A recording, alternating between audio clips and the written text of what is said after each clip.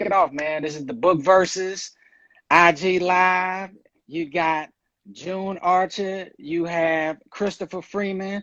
These guys are some of the greatest entrepreneurs, some of the greatest innovators, I feel like in our era. So, man, if you all want to introduce your businesses real quick and your movements, because if I start talking about it, we're gonna take up the whole live, man. So go ahead and introduce yourselves to the people. Go ahead, Chris. I yield to you first. I'm a serial entrepreneur and published author. Oh, he did it. Beautiful hair for you, beautiful homes for you. He's like, you know what it is. Hit it and quit it. All right, that's how you doing it. Listen, I never leave the opportunity undone. June Archer, recording artist turned music executive, now author, motivational speaker, television host, entrepreneur, and philanthropist. And I'm here to share what I believe is dope and listen to see what everybody's dope and for everybody to chime in. So shout out to Russ, shout out to my brother, Mr. Lowe here, Capo's here. So let's get this thing started, man. I'm ready. Let's do it. Let's do it. Well, you know what, man? Books are powerful. My guy, even Silas and the 530 Scholars, man, he shared this with me when he was starting this program. And he shared a song, jingle, poem that is going to be familiar to all of us. But I saw him introduce a class, and he said, butterflies in the sky, I can go twice as high. Take a look, it's in a book, a reading rainbow. Like, I can't go anywhere. You know what I'm saying? I forget the last part of it. No place to grow a reading rainbow, something like that. But books are so powerful because you actually can go anywhere. And you already have your mind to do so. But when you have a book, you actually have a toolkit, a vehicle to go wherever you want in the world, wherever you want in the universe. So it's very powerful. So I want to ask y'all before we get kicked off, Chris and June, what was the first book you read that changed your life? Well, me, the first book I ever wrote from front to back was White Man's Justice, Black Man's Grief by Donald Goines. Wow. Man, what inspired you there? Well, it was just that I had never read a book, so I didn't know that when you read a book that you can actually, your brain makes the character's face. So I didn't know that happens when you read. So once I read that book, it was such an interesting story that it kept me reading it. And I was seeing these characters, and I had these characters in my head every time it'd go to that character and this character in the book. So I'm like, I had a picture of Kenyatta. Like, I already had this picture of him. Wow. Wow, that's dope. And you read that in prison, correct? Yeah. Wow. Okay. Good stuff. What about you, June? First book that changed your life? Well, I got to say a shout out to one of my mentors, Haq Islam, who just stepped in here. I would have to say the one that probably changed my life, I would probably say the Autobiography of Malcolm X. Wow. Very powerful. Being of West Indian descent, being a Black American and my cultural upbringing being Jamaican, just teaching me and showing me certain things and certain gems, and just being a proud Black man walking this earth. So for me, that book, I would say shaped my mentality. Not really changed. I feel like I had the village that surrounded me, but really put me on a path of, walking in my dopeness. Man, that's dope. And I would take 10 Instagram live hours to talk about the impact of the Autobiography of Malcolm X. And the impact for me, I'll just say that he is by far one of the greatest men that ever lived, in my opinion, for sure. In my top, 1A, 1B, him and Martin Luther King for me, for sure. Yeah. So, the autobiography is amazing. I'll say for me, the first book that changed my life is a book called The 7 Spiritual Laws of Success, and it's by Deepak Chopra, and I have it here. And the reason why it's so significant, when I was listening to Chris, and he mentioned the Donald Goines joint, and we were probably around the same age, close. I actually was 18, and actually, went to college for the 18, went to college for the first time at FAMU. It was one of the first weekends. My roommate, he went out, and I was in the room, in the dorm, and man, my mom had gave me a book. And I was like, you know what, let me sit down and let me, read something. And the first, actually page, and my mom, she wrote something to me. And parents, and Chris, we know this because, our sons are about to go off, to that next journey, college-wise. They're both seniors. And you try to give your kids as much as possible because time has wings and it flies. So when I got this and I read it, and she was like, to Marcellus, my son, whom I love with all my mind, soul, and body, God bless you on your journey to manhood. Love always, Mom. And it stuck with me. And this book, which talks on 7 spiritual principles, and one of the first ones, and I think one of the most dynamic ones, was infinite potentiality, and that's anything can happen. Anything actually exists, in a particular realm, and it's up for you to manifest that and tap into something within the universe, but that universe is more inside of you than out. And a lot of just great laws that I live by to this day. And I make sure this is one of the books that I pick up once a year, to dig in. So no doubt. Well, let's get into it. No doubt. Let's do it. Let's jump on. We all are entrepreneurs. Man, amazing, large revenues that y'all generate over there from Connecticut to Jacksonville, Florida, and New York, where you're at now, June. So I'll ask, what's the greatest business book you ever read? And we'll start with June. We'll start with you, man. The greatest business book, I would have to say, I got 2 here, but I'll tell you why. The Power to Burn, Michael Ovitz, a power player in the music and entertainment business. This really got me thinking seriously about want to become an entrepreneur and start my own business. But when I got there, this book means a lot. This is Good to Great by Jim Collins. I'll give you the reason why. For me, when I got on the road to becoming, A&R and running the record company I was running, Jay-Z had just became the president of Def Jam, and he made sure he had this book on all of his employees' desks when he took over, and he had helm of the company. And I just happened to catch wind of it when I was at my man Lenny S's desk, and I was like, I gotta get this. And I ended up seeing Jay-Z in the studio while working on a Tierra Marie record. It was me, Jay, Swiss Beats, and Jermaine Dupri.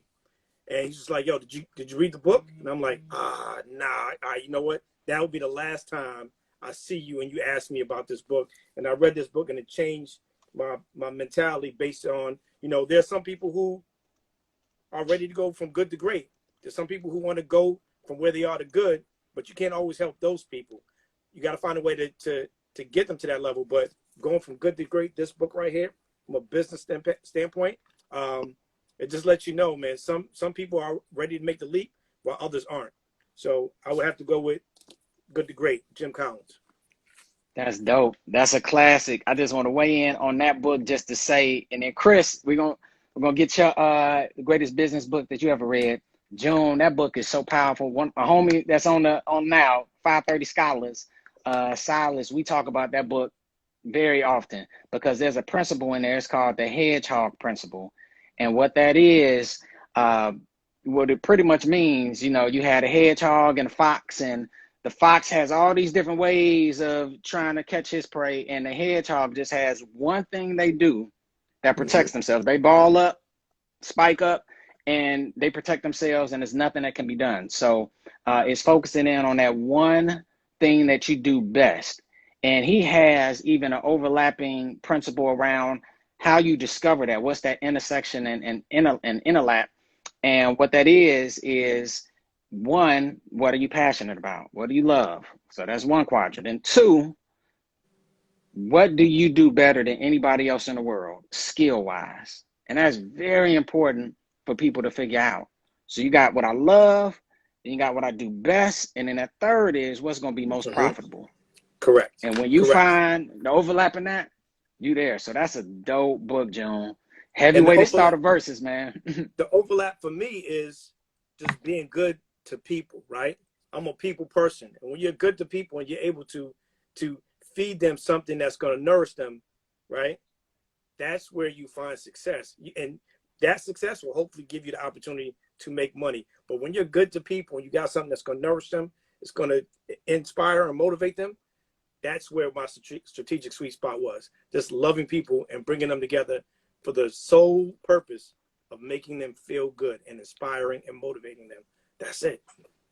Wow. I think you nailed it. That there may be the secret to life. It's the secret to business. It's the secret to relationships, everything. Make people feel good. How do you make people feel good? Within your wheelhouse of your passion and your skill. And I think, man, can we call that your superpower? That's my when you discover that? That's my superpower. There it is. Stand on it right there. Word. No doubt. Chris, man, greatest business book you ever read? Oh man, I done read so many books with business. I mean, I was consumed with them. The one that I think was the best one, Rich Dad Poor Dad. And for just like a beginner, and I gave that son also to read that. It kind of like give you a floor plan of what you're doing now and how to get to the next, the next quadrant, or how to combine the quadrant. So it kind of like lets you know where you are. Like if you're working, you know what quadrant you are. You're an employee. So I think that was one of the best ones for me. Just basic. Yeah. That Rich Dad Poor Dad is a monster. Like that there. This here was actually, for me, it was the... In here. But I read it probably a few times. My son has my book. But he read I was really happy that he read that book. It kind of, it gave him an idea what it is doing. And it can financial terms and give you information how to become financially literate. I mean, it's overall a good book. It tells a story. Yeah, and some principles I remember from there, and Rich Dad Poor Dad by Robert Kiyosaki, but he stated that, the rich don't work for money. So he has this comparison between his biological dad, which ends up being a guy who was rich. He thought had money at first, and then he figured, didn't really have financial independence and freedom, and ended up, as he stated, going through life and having less to show for it. And then the rich dad, which ended up being more of his mentor, who started off hard because he started off as an entrepreneur, but built through real estate and ended up becoming wealthy. And so he stated one of those principles: the rich don't work for money. They had a money work for them. Yeah. And he dropped. Yeah. And that's something that you show to this day, Chris. Like, you all about a business system. You're all about, like, every time we start something, you start from the top of like, man, what's the system? Okay, we got a fire product, man. What's going to be the infrastructure, the process, the people, and people may not know now that you work on even, on a GC license, to be a general contractor. So, yeah. Hey, look, now this is the greatest book written. Word. The General Contractors, man. That's the greatest book ever written right now. For real. And I see Dave Rowe in the building, man. He's shouting out the Rich Dad Poor Dad, man. That's one of my homeboys. That was my man. Homeboy, man, all throughout, man, college, man. We catch up, man, always dropping gems. And Rich Dad Poor Dad was the first business book that we read, that we actually learned about passive income and financial independence. So that's real dope. I'm gonna share mine. I'm gonna go through real quick just how I got to this. There's a situation, or even more so, man, when I started really trying to dig into business and the mindset, and the first thing you think about is, man, what does it take to be, a millionaire? And there was a book called Think and Grow Rich by Napoleon Hill. That's not my pick, but if I talk about Kobe, I gotta talk about Jordan and anything before him. So that there, that guy interviewed like 500 wealthy people and got some secrets to success. And part of it, one of the operating words was perseverance. So got that. Then a black guy took that and customized it for the Black community. And that was Dennis Kimbrough, book called Think and Grow Rich, a Black Choice. And then he wrote another book that is The Wealth Choice, which I thought was powerful. And I'm going down the ladder, but it's the Success Secrets to Black Millionaires. So he interviewed Bob Johnson, who was over BET as the first Black billionaire. He interviewed Tyler Perry, that ended up becoming a billionaire, TD Jakes and Steve Harvey and several others. And he locked in on a lot of these success traits, the main one being perseverance. So as I evolved through business, I ran across a book. Very few know about it, but when I get gems, I want to share. So what I'm putting now as the greatest book that's impacted me, and I may be biased based on the space I'm in now, but it's The $1 Billion Secret. And this is by Raphael Badziag, but it's 20 Principles of Billionaires. The $1 Billion Secret. So I would say definitely write that down. And what he's really hitting on, he interviewed 20 self-made billionaires, and this guy is from overseas, you know, more so in Europe. So he interviewed guys that were, some of them were in extreme poverty. And he started off this book with a guy who got 7 of his friends. They wanted to start up a company, started a software company, and they had to get 7 dudes together to put up $250. And then guess what? The one thing they didn't have when they started their business, a software company, but they didn't have a computer. So, because in India, they were incredibly poor. They didn't have any phone. This was in the 80s, so they didn't have no phone. It took 5 years to get a phone. They didn't have no internet for sure. And so they didn't even have a computer. So they found a way to get a client in America and finesse the situation so that 6 of those dudes, and the mastermind is a guy from India, but he actually, his name is Narayana Murthy, and they started up a company. You all may, I don't know if you heard it, but I'm mentioning at the end. But anyway, those 6 dudes went to America, finesse the situation just so they could use a computer. And when they did their coding, it took 3 and 4 weeks to get it back to the main guy who started this. And they worked to like fax machines. When he had to call, he went to like a post office, and he worked from that level all the way up to a company called Emphasis. And it's one of the largest software companies in the world. They generate like $13 billion. He's a billionaire. But I don't think any of us started off that low where we didn't have access to a phone for 5 years, like in our home. But he chose, you know, some of us sometimes we'll be like, man, I'm not going here. I got to go to this city to get that done. I'm not going to. He sent 6 guys to America to use a computer because he believed in that. So that operating quality is that perseverance. And that's not willing to give up for anything. And what I find through this book is that billionaires have a neurotic drive for success. I work with Chris all the time. June, I work with you. But Chris, you have like a neurotic drive, you know what I'm saying, that I think matches, man, some incredible things. June, you have an incredible inspiration, you know, to hit people in as many different ways to enlighten and entertain them. And so it's great to link up with brothers like you are. But when I read about this guy, these guys that he's interviewing, they actually stunt on millionaires because they say you have this high goal, you get there, and then you're good. You're complacent. It's never enough. Not enough. Keep going. You got to keep going forward. And I'll just leave this domino effect that's shared from this guy that I pulled from somewhere else, but he speaks to it. If you ever saw a domino show, all the dominoes, they can fall for like 10 minutes. It's like 100, 1,000 of them. It could be something elaborate like the Eiffel Tower setup. And that same effect is used in business for billionaires. Because just to give you an example of what, like mathematically, and I got 530 scholars on here, so they always breaking down math. If you think of if you made $1 million, some have in a year, cool. You would have to make $1 million a year for 1,000 years to generate $1 billion in income. Dang. 1,000. I'm talking, you're going all the way back to the end of the Bible almost, like on some serious stuff. So you can work hard as heck.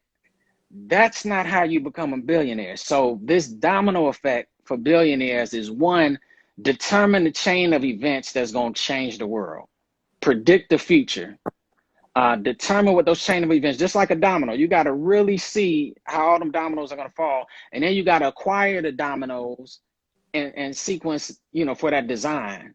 So that's the dominoes, that's the place. So that's the infrastructure, the systems, the people, all of that, whatever that algorithm is. And then this important step, you should be able to execute your first flip. And it leads to flip after flip after flip after flip after flip. And Chris, you know, with you know, starting even entrepreneurially in the streets, it was all about that flip. And you even talk about how I could flip 100 to 200, 200 to 1,000, you know, 1,000 and breaking everything down in that way. So it's powerful, you know. And when you think of like a Uber, they use that same sequence and said, wow, taxis are trash. I remember if you ever tried to catch a taxi from the hood back in the day, like it never was coming. It never was coming. And now. nah, they don't. So, you know, the way they disrupted it and they hit, you know, a prime spot in Silicon Valley, and it flipped to every other market, you know, in this nation and expanded beyond. So no doubt, some powerful, powerful business books. We got Good to Great by Jim Collins. That's June. Man, with Chris, we got Rich Dad, Poor Dad.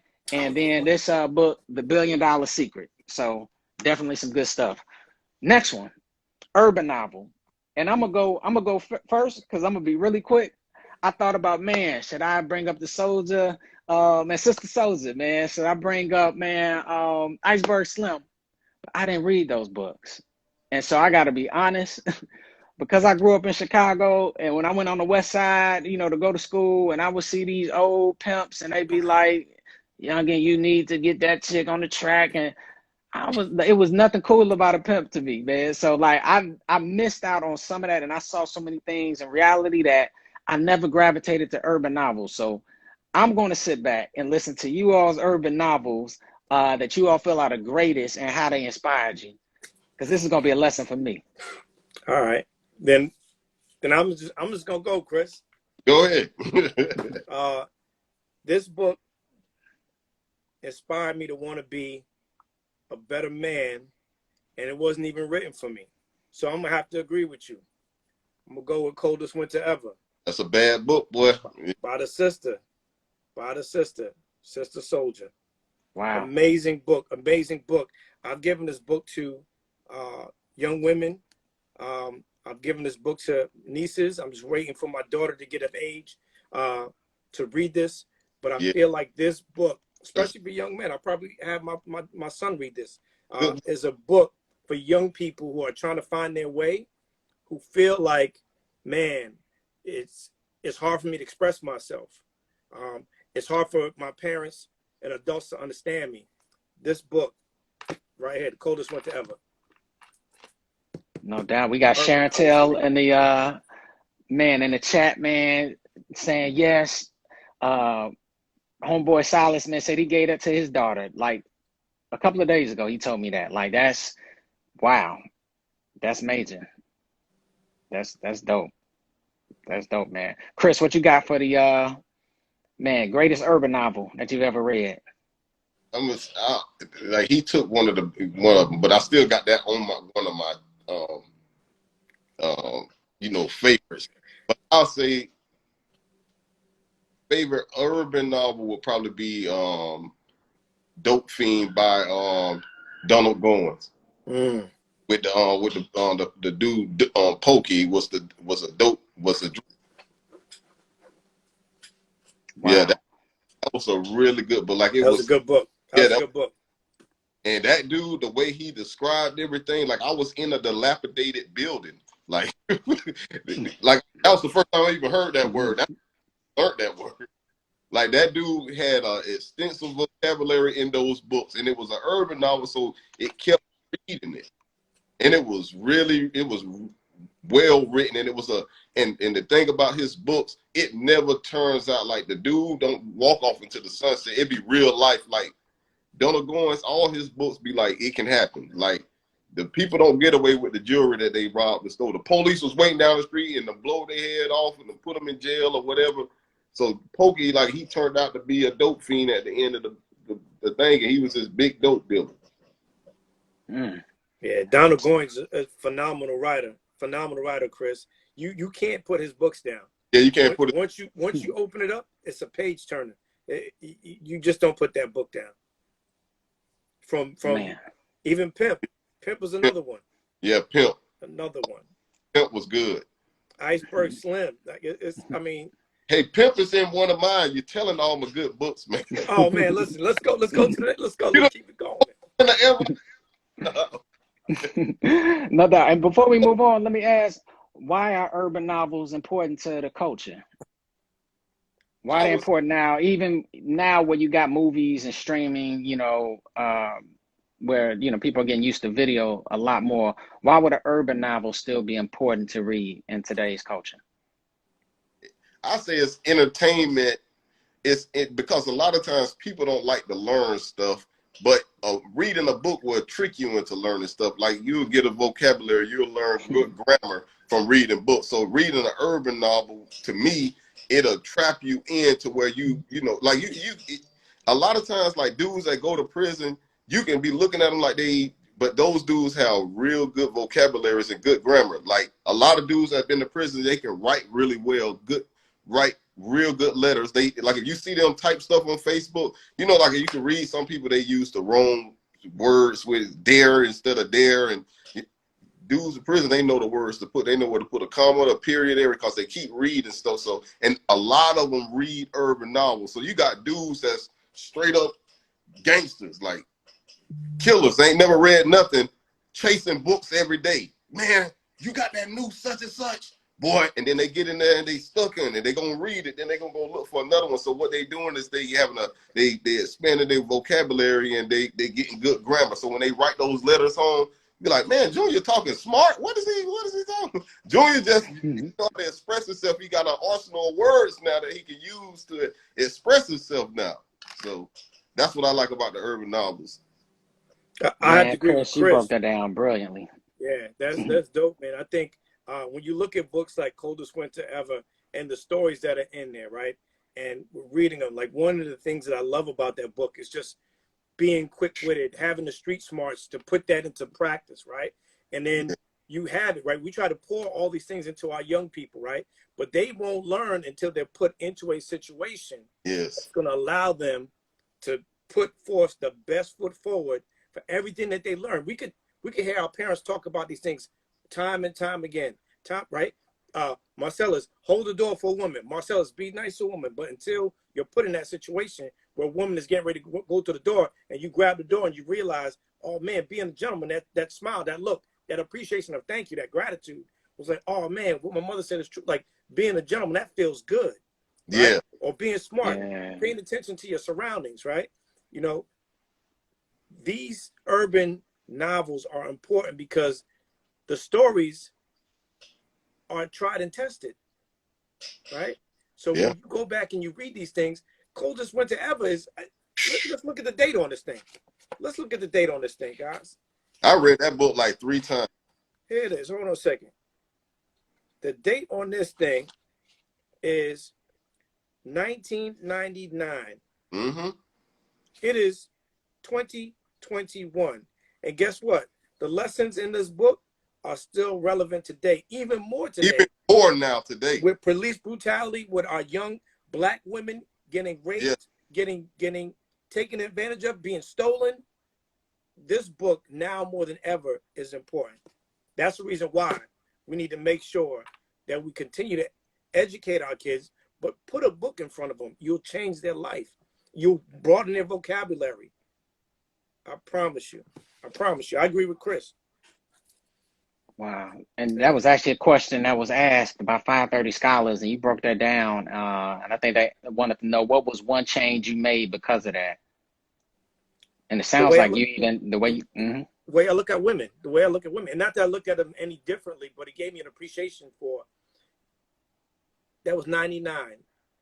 My daughter's going to be 12 years old. I had an appreciation for her way before she came into my life.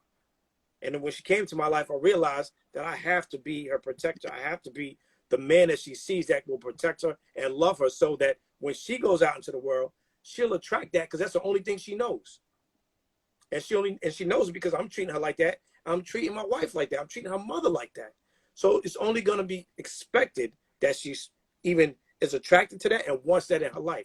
I want a man who holds my hand, because that's what my daddy did with my mom, and that's what he does with me. All right. So for me, watching that story, you want to be a protector. Yeah. Right? You want to be a provider. You don't want that young lady out on the street to learn it the way she's going to learn it. That's why it's so important to get this book to our young girls who are going through something, right? They feel like, oh, well, I'm 18 or I'm 16 now. I'm a woman. No, you're not. You're not. Read this and just think about it, and let's have a conversation. You may not agree with everything, but you don't know everything, so we got to give you the foundation. This is what happened, and it's happening around you. But if you don't give it to them so that they could take little bite-sized pieces of it and say, okay, wow, like that's scary to be out there by myself. That is scary, right? How do I navigate that? If you really feel that it's tough for you in here, go see what it's like out in the real world. And Winter got dogged by the real world. Like she just was a little girl out there. Like she got eaten up, Chris. Look, women need to read that, like little girls. Like I'm gonna make sure my daughters read it, because she just was out there getting tricked by the whole world. Like she was just a little girl. And even when I read that, I was probably like 22 years old. The way Sister Souljah wrote that book, it put me, I felt empathy. Like I was in her shoes, almost like, dang, they doing Winter like, you know, but just the way she was thinking and the way things was happening wasn't the way, you know, she was thinking it was going to be. And it's like how women are getting done, you know, nowadays. You know, it's a lot of stuff like that happening. Yeah. No, that's, man. And I want to salute you all. Y'all are amazing fathers to daughters, both of you. I was on the phone with Chris a couple of minutes before we jumped on the live, and his daughter had called him to get help with her homework or something on that level. Like, and man, and you could tell as soon as any of his daughters reach out, like he changes. I don't care what he's in the middle of, he becomes, man, their hero. You know, and that's what they lean on him for. And the same with you, June.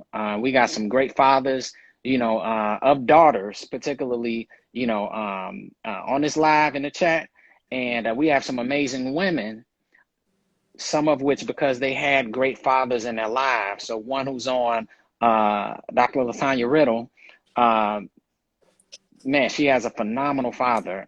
And she's a doctor, but even when we were in college, he was grooming her for success and grooming her for engaging with men in the healthiest way possible. So salute, June, considered no better. That's amazing. We're going to go, we got probably 15 more minutes, man, in this lit So let's versus. speed round it then. Let's go. Yeah. Oh, Let's go. That mom looking like Let's go, Chris. Word. And for everyone who's listening, feel free to chat, you know, any of the books that you all recommend for these subjects. So next one we're going to jump on is Power.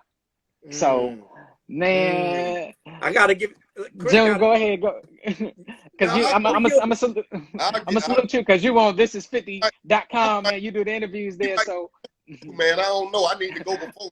I'll go ahead, Chris. Okay, Chris. But y'all, and Chris is a power broker. Down and I'm scratching them out. Like he got the playbook. He like, yeah, not that one.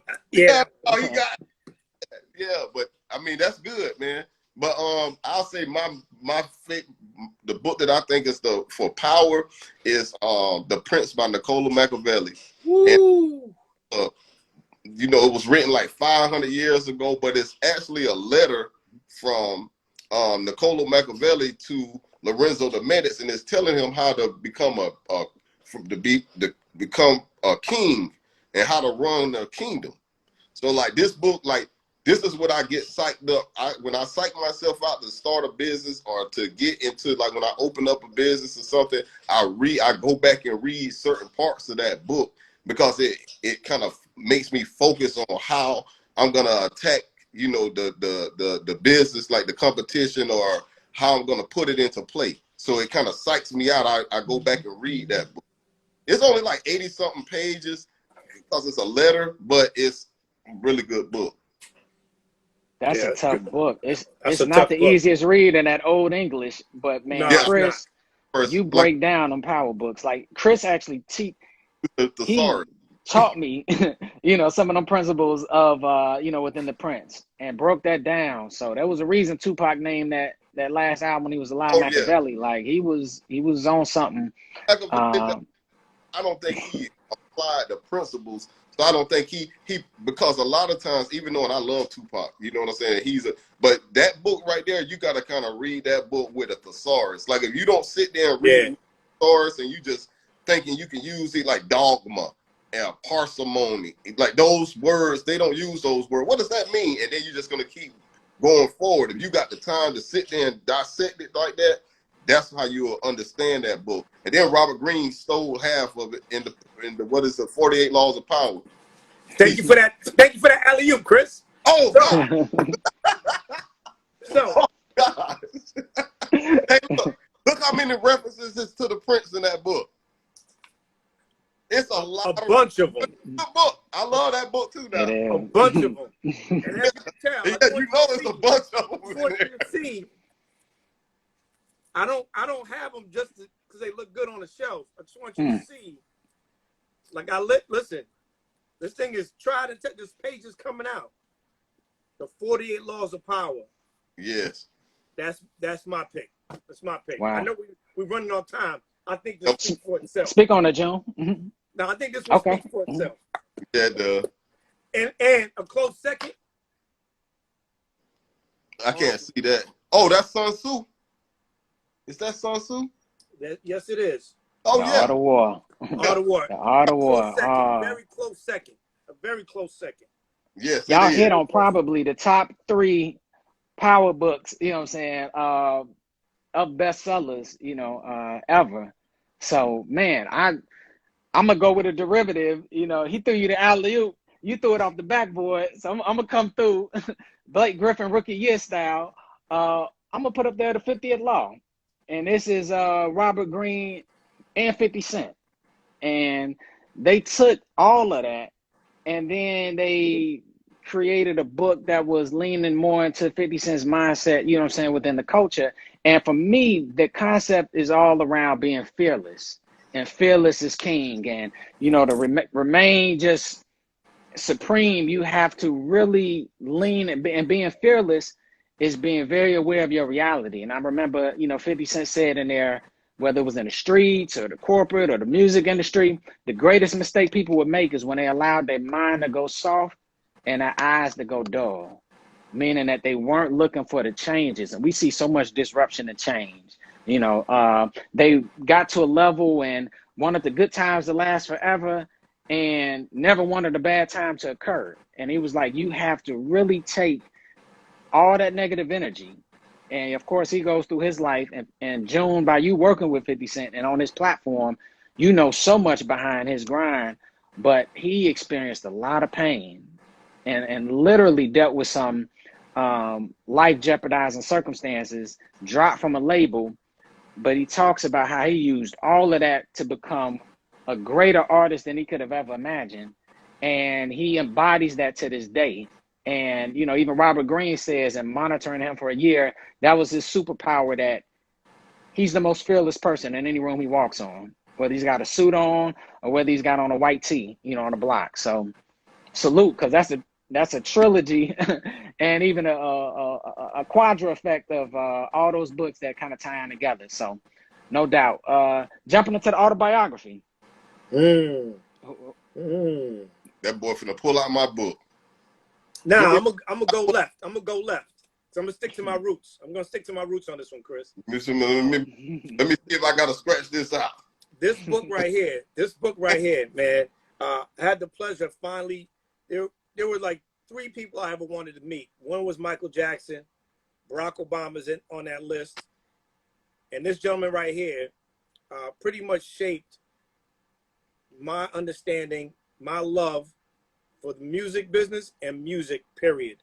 His story is inspiring. It is motivating. It is humbling. And if you ever get the opportunity to read it, no matter what you're doing, especially if you're in your music, though, you should all get this book. Wow. Q, the autobiography of Quincy Jones. I had the opportunity of meeting him at the Grammy when it came to New York at the YouTube party, and had the opportunity to rap with him for a few minutes, take a picture with him. And I got to tell you, it was a blessing. And as soon as I took that picture and I had that conversation, I left the party. It might have been 10 o'clock, bro. I up and left. It was nothing else for me to say, nothing else for me to do. I went home and just dove right into the things that he and I talked about, and ended up rereading this book. This autobiography is amazing. What's the one secret, man? He is, you know, I know they have the Netflix of, you know, documentary of The Godfather, and Quincy Jones salutes him, but man, Quincy Jones, that guy, man, you know, the classics he's behind, including Michael Jackson, Thriller, you know, and you know, amazing. So what was a life secret, you know, secret to success that you got from Quincy Jones, even in that conversation and through the autobiography? One of the things he talks about, Marcellus, is it doesn't matter what your circumstance had been, it's what you're going to do with it now that you have the opportunity. And the possibilities are endless, but it starts with you. It starts with your mindset, right? He used to eat, I believe he ate rats, right? That was all that he had at his disposal. Like, they grew up in a very bad situation, but it never allowed him to be a part of that situation so much that he never felt that he had a way out. And that was one of the things that you get from this book. There is always a way out. If you see it, if you believe it, right? Because I talk about it all the time. The belief is the biggest part of it. If you want to dream big, if you want your dreams to come true, the biggest thing that you have to do is believe. The first thing you got to do is believe. And that's one of the biggest pieces that come out of this book from Quincy Jones, the autobiography. Wow. Need to Wow. check that out. Salute. Yeah, I have to as well. You just put me on, so no doubt. Man, I'm gonna share really quick. Of course, I gotta always salute. You know, you mentioned it early on in the verses, June, the autobiography of Malcolm X. By far, a dynamic man who was constantly evolving in terms of his enlightenment and in terms of his fire for liberation. And that leads me to this book that hit me in a way I didn't know I was going to be hit, but Autobiography of Assata Shakur. And this amazing book. From the jump, from one of the first pages, she says, my guy is dead. Zayd, I believe his name is. And I'm tasting blood and dirt. I'm being thrown into the cement. I can't feel my arm because they damn near shot it off in her hand.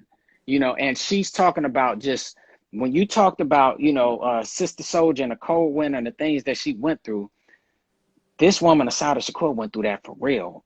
And then she went into a hospital and she describes these things where you have to read almost a paragraph to be like, wait, in the hospital, that wasn't a doctor doing these things. These were police officers brutalizing her, taking her downstairs, having her next to her friend who was cold and dead, to say that's what's going to happen to you if you don't start confessing. And she wasn't giving them nothing. She didn't even give them her name. And just to fast forward through that, and she shares, you know, the racism that she saw and the fire that she got from her grandmother to, you know, be strong no matter what, and don't ever let, you know, anyone, particularly, you know, whites, bring you down and make you feel less than. And she joined the Black Panther Party, Black Liberation Army, got caught up, you know, where they, you know, it was a manhunt chase, and they accused, she was actually the first black woman, I believe, on, you know, the FBI list, you know, and yeah. And all to say, she went to prison, was pregnant, couple years in there, escaped prison, and found a way to get her free. Like, she fought through walls, like literally, like, and got to Cuba and has been there ever since, maybe, you know, the late 70s. And almost 50 years. And they won't give her up. And they will not. And that's and my guy Silas, he talks about he does a almost a workshop type deal on like revolutionaries and Assata Shakur, and he talks on how there was such a code where when she got to Cuba, they never gave up. They even though that was 40 plus years ago, the last president tried to make a deal to get her, and they were like, "No, that's off limits." So people talk that life. It's a lot of posts, it's a lot of action, and it should be. And I think we're in a moment right now with the trial for the murder of George Floyd, and we think Breonna Taylor, and then we talked about this is the last day of Women's History Month, and I've been even more empathetic to the plight of women in our history, and particularly Black women. And Assata Shakur went through things that the hardest gangster never went through and never even thought about doing, all for the liberation and freedom of her people. And even in the book, when at the end of it, when she's in Cuba and she's good, but she says, I don't ever let a day go by where I feel like things are cool because I know my people in America are not free the way they need to be. And that was powerful. So Assata, I throw that in the mix, man, with those that's legends that y'all brought up. I gotta go revisit that one. Sharing that. Yeah. Last question, man. This has been an epic first book versus. Surely won't be the last, So, and we actually, I thought there was a comment coming in, but man, last question. Greatest book ever. So what we're gonna do on this one? If you got that book around, I want you to put it in your hand. Don't put it in front of the camera yet. But on the count of 3, we're going to put it up there, and we'll have a quick minute to speak on it. So, greatest book ever. We hit on great books about business, power, urban novels, autobiographies. On the count of 3, best book ever. Greatest book ever. 1, 2, 3. This is... Hey. These some self-published authors, man. We got June, introduce yours first. This is this book right here, especially during these times right now, where people are losing loved ones, people are losing their jobs, their homes, are trying to find a way out, trying to find a way to put something on the table. There is hope. There is light at the end of the tunnel. This book is called Yes, Every Day Can Be a Good Day. The Keys to Success. And who's the author? Who's the author? Oh, the author. This guy is good. He goes by the name of June Archer. June Archer, no doubt. I call him Big Bro. I call him the Godfather. That's it is. It's a phenomenal book, and Motivate You podcast. You have a brand, and all you do is inspire, empower, and enlighten the whole culture every day. So make sure you all follow June. Make sure you all go right now. Where you want them to go to buy that book? Oh, man, you could go right to IamJuneArcher.com. And the great thing is, when you get it, you might as well get the kid version. This will inspire our young people. Yes, you can. We talked about pouring into them, right? Yes, you can. We got to inspire our young people. Like Chris said, our kids need to hear it now more than ever. So please, IamJuneArcher.com. If you're on IG or LinkedIn, I post something every day, daily, just to inspire and motivate as many people as I can. So I appreciate it. I appreciate this versus battle. It's up to you, Chris. Go ahead, bro.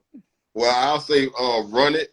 It has something to do with power. It's the last book me and Marcellus wrote. Yeah, you got it right there.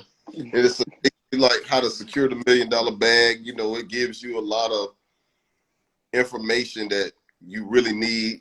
Helps with your financial literacy, gives you ideas on how to go about starting a business, how to run a business. So that's one. And this one, this is my first book that I ever wrote, Crumbs to Bricks. Tell them where you wrote it at. Oh yeah, I wrote this in prison. It wasn't just prison. Yeah, it was the solitary. And then I whole 90 days came out with that. Crumbs to Bricks. For the movie. I love it. That's an announcement. It's the movie. Y'all heard it first. Yeah. Just the whole complete screenplay. That's what's up. Yes, That's Chris. a Yes, classic. Chris. One of the best urban novels in that mix too.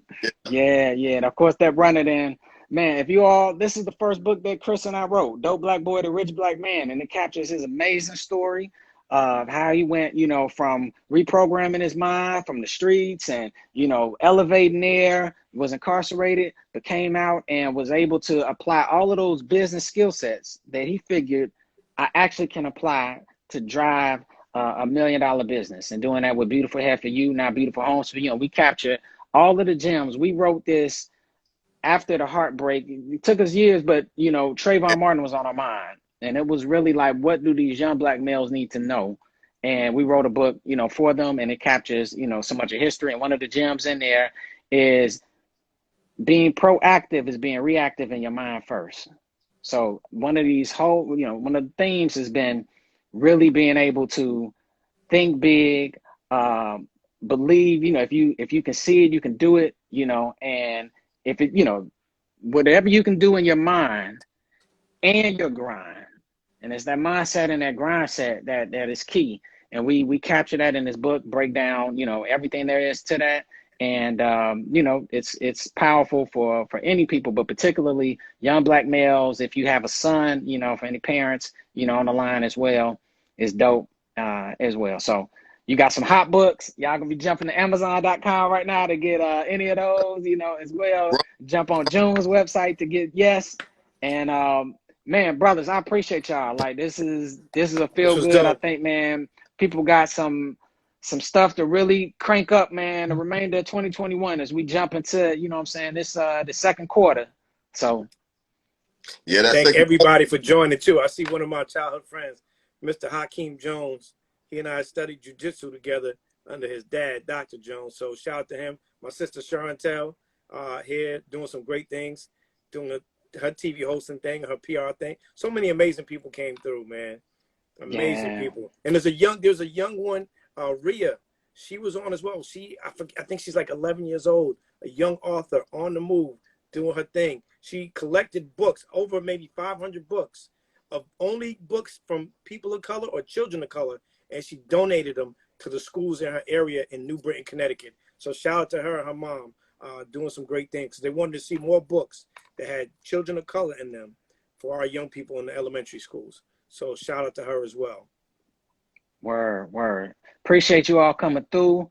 Be on the lookout. Another book versus coming sometime near an Instagram profile near you. And man, June, Chris, man, y'all are brothers. Y'all inspire me every day. And appreciate y'all for making this happen. All right, thank you, man. It's good doing this. Pleasure. No Pleasure. doubt, no Love y'all, doubt. brothers, man. No doubt. One love. One love. Yeah. All right, peace. Peace.